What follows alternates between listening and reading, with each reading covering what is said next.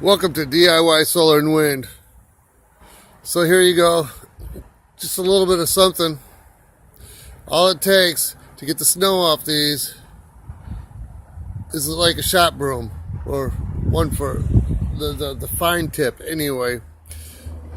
Not like you're gonna scratch the glass. It's very, very thick and it's pretty durable. So I'm gonna have to get a broom out here or something so that I can dust them off in the mornings. But surprisingly, the charge controllers still light up that the batteries are charging, even though there's 3 inches of snow on them. And you can actually see from the back side the light shining through. But they just don't produce very, very much.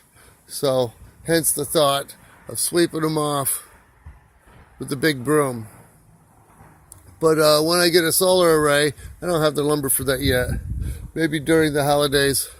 I'd like to get them like at least 2 foot off the ground so the snow has a place to fall off and not build up a mountain underneath.